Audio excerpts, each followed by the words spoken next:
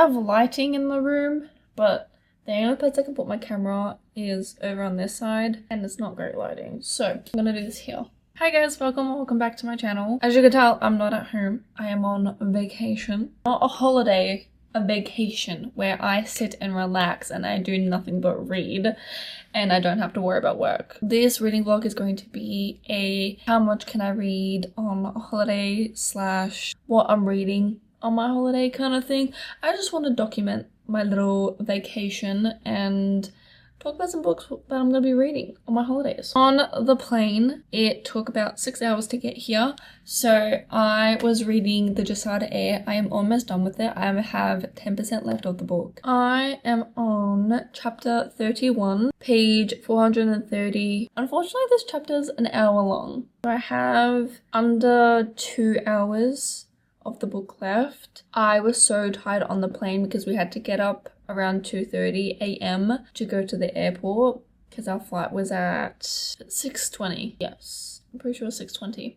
But it was a very early flight. That's the earliest flight I think I've ever been on, and I kind of hope to never do that again because that was way too early and I was super duper tired. I did read quite a lot on the plane. I think I've read over 100 pages. To me, that's a lot. She knows how to do enemies to lovers slow burn. My god, I feel like anytime that I've been reading a slow burn book, it's like it's slow burn, but then as soon as one of the characters, let's say the FMC, realizes that she's actually liking this guy or girl, that's all that she can think about after. And because this is an enemies to lovers, we're getting her being like, I'm actually enjoying his company, but he's still an asshole. It's so good. I love how slow it is, and like you just get little bits as you go. And I think those only little tiny bits of her realizing came in probably about 70%, 65-70%. I don't think it's a 5-star read. We'll see how the end is. I would love to finish it today, which I'm going to. My family has gone out and around looking at the hotel. I decided to stay back and read a little bit more and just kind of relax. I did bring 2 physical books with me, which I'm going to show you. I'm hoping that maybe I just get to 1 and finish it because I'm here for a whole week. I know we do have plans of going to Waterbourne Park and doing like a little bit of shopping. That's it. And then it's gonna be mostly like pool days. So anyways, I brought Project Hail Mary. I've heard nothing but amazing things about this book, and I know that's gonna be coming out as a movie, I'm pretty sure next year, because there's a trailer out. I'm not gonna watch the trailer. I've been told not to watch the trailer until I've read this book, and then form my opinions on the trailer, because apparently it's very different. And then the second physical book that I brought with me, I literally just bought this week, no, last week actually, is More Than a Best Friend. I think I've mentioned this in a video before, but I've just been hyper fixating on this book and have been really wanting to read it for some reason, and so I went out and bought the physical copy. It was the last one at my local QBD books.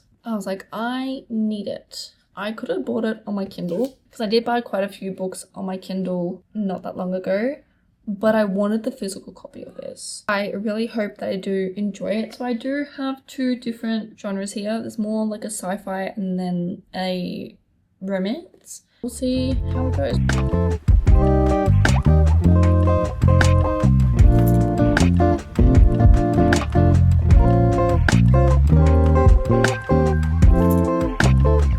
Finished The Jessada Air.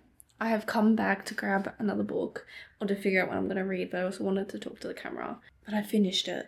Like, I literally just finished it, and I need the second book. I need the physical book, but I'm hoping it's not like a big version because I really want the small one. I would give it 4 stars. I think it was really good, but I don't know. I feel like I did find some parts slow, but I had to remind myself it's like not everything is going to move at a fast pace, and there are going to be books that have slow parts or it like builds, you know. I really loved the slow burn. I thought it was so well done. It's probably like one of the best slow burns I've ever read in my life. I don't know what to read.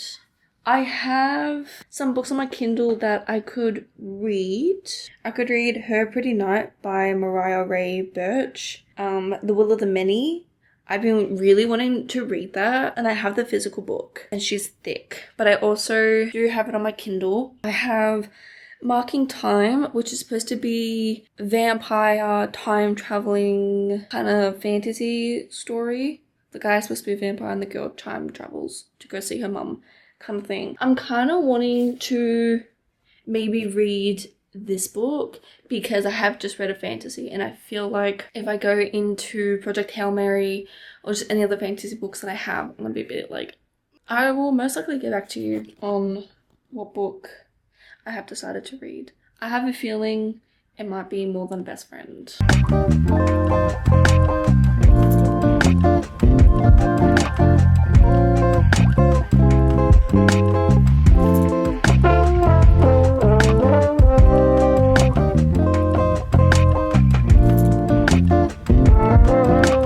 It is currently bucketing outside, and apparently when my parents came back, apparently someone had slipped and their head was bleeding and they think they need stitches. Guys, don't run on tiles outside when it's raining, okay?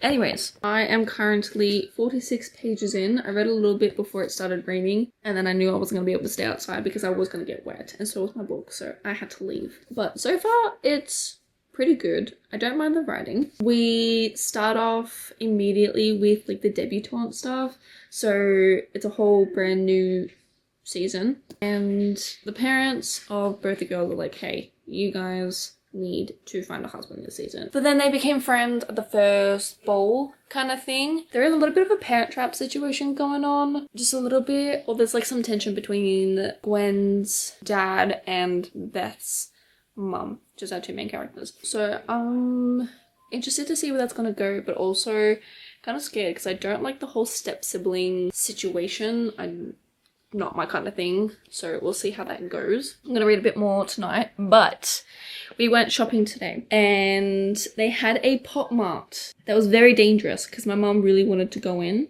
She was finding excuses to go, so we're like, okay, cool. So she went and bought some Labubus. She also got like a Care Bear kind of thing. As you can tell, we have two bags. Very, very dangerous. They went the first time and they had bought stuff, right? And then my mum's friend from work was like, hey, can you get me some Labubus? And my mum was like, yeah, sure. She wanted to go back anyways to get another Care Bear because she didn't get the one that she wanted. She wanted a pink one.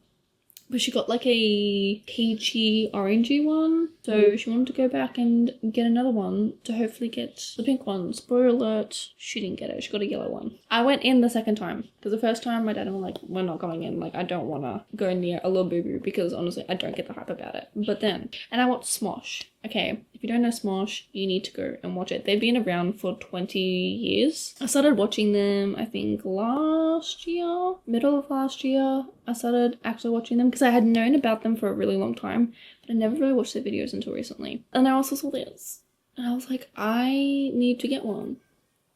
So I got one. I really wish I did like an unboxing on camera, but I didn't really think of that. Take your guesses. Which one did you think I would get? So I got my card with it, and then I got the Teletubby. I got Lala. It's so cute. Did you get secret? I'm hoping for Poe and Tinky Winky. Oh, it's building the energy. I already saw what it was. Why can't I see it? Surprise you. I got didn't Tinky see it. Winky! I got Tinky Winky! I got Midnight Tinky Winky. I got two of them, so now I have three. Oh, for God's sake, no! It's still cute. And it matches my shirt. I got Lala Listone. So I got two pastel ones, so I didn't get Poe.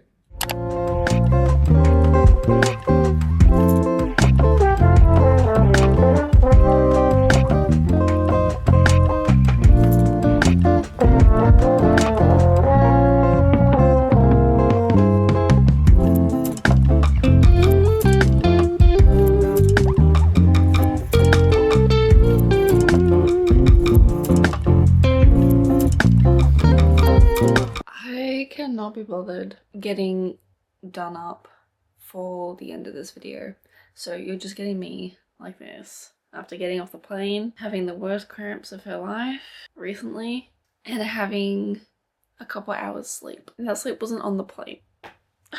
But as you can tell, I am not at the resort. I'm not in Bali anymore. I'm at home. I never did an update or anything for Don't Want You Like a Best Friend. And I'm sorry about that. But any time that I would try to film, I'd probably get 2 minutes into filming and then my parents and my family would walk in. I didn't film really any updates besides, I think, before I got to 100 pages, which was like the very small update. But I have finished the book. I finished it on the plane yesterday, or technically today. I did not sleep at all during the flight. I read this book and then I watched YouTube videos that I downloaded to watch offline. I have sat and I have thought about this book and I've given it thought. I haven't gone right into, yep, I'm gonna read it, because I know that I need to sit in my thoughts and be like, why did I not like this book as much as I thought I was going to? Yeah, it was 3 stars. I was going into this expecting that I was going to absolutely love it because I saw someone absolutely raving about it. And I know everyone has different opinions. And for some reason, I've been kind of struggling with mainly romance books. And maybe it's because I've been reading a lot of romance books, and once I feel like a character doesn't have a connection with the love interest, that's it. Connections can develop throughout the book, obviously, but if I get towards the end of the book and I'm like, they have no connection whatsoever, it's not a good book for me. If Gwen and Beth, our 2 FMCs, had just remained friends and did the whole parent trap thing, I feel like this could have been a really fun read. But the story and the plot was lacking so much. I feel like there were things missing. It was a very tell not show kind of book, and I just feel like I needed to see more of Beth and Gwen kind of interacting outside of events, because I know like they see each other more in the events, but I feel like we didn't get enough of them for me to be like, okay, I can see them being together. I just saw them more as friends. I did root for their parents though. I would have liked to maybe have seen a little bit more of them too interacting, because anytime they interact, they've walked off and apparently they were interacting somewhere else. I did like some of the side characters. Again, I would have loved to see more of them. I feel like we got them, but not enough. The writing isn't bad, but it definitely isn't the best. The amount of times though that I saw the word demure, oh my god, I feel like it was every chapter. I don't know how I feel about how the next story is supposed to go. I can understand why the girls came up with this other idea. Oh yeah, their ideas to try and get their parents together sucked. None of it worked. Probably only one, but it was unplanned. And they were like, oh my god, wait, actually this is working. I'm like, yeah, because you guys are thinking way too hard, or you're not thinking enough of a plan. Actually, no, that's a lie. None of their plans worked. So that felt flat. It was very lackluster. The Jasad Air I gave 4 stars. I feel like it could have been higher if it didn't take me a very long time to read, and that's my fault. It's not the book's fault. I've just not been reading a lot, and anytime I've been trying to pick up a book, I've just been really slow reading it. So it's a me problem, it's not the book. I think I could definitely reread this before I read the second book. That was probably like the best slow burn I have read. I feel like I need to read more slow burn books. Side characters, absolutely loved them. Other characters, hated, but I'm excited to read the next one. I loved the writing in this. It was so well done. The magic system is there. It's just not spoken about in depth, I guess, and what kind of magic Sylvia has. You kind of get the gist of it, but it's not really explained if it's just kind of one type of magic throughout the whole of Jasad, or if every single different Jasadi has different kinds of magic. There's a few things missing that I thought could have been talked about or explained, but other than that, I am very excited to get to the second book. I cannot wait. Before I end this video, I would like to say that I did go to the bookstore in Bali. They had a bookstore and they did have quite a few books. They did have a lot of UK and US editions of books and they were around the same price for everything. So I was like, this is so tempting. But I only bought one book at the airport. Yeah, so they had the smaller version of Blood of a Bright Haven and we have the big version here. And I feel like if I go to the bookstore sometime this week or next week, whenever I go to the bookstore, they're gonna have the small version. But I saw it and I was like, I'm going to add that to my shelves. I have not read any of ML Wong's books. I know she only has 2 right now. I do have her other one, but I have it and I'm excited to read it. This is her first book and apparently it's absolutely amazing and heartbreaking. That is the end of this video. I am very sorry if I didn't film much at all. Obviously I was at a resort, so there's going to be other people around and I didn't want to film in front of other people and I didn't really want to film people at the resort because there are kids there and I don't want to film them and put them on the internet. So I hope you guys enjoyed seeing the 2 books that I read and finished, which was amazing, and I hope to see you guys in the next videos. Bye!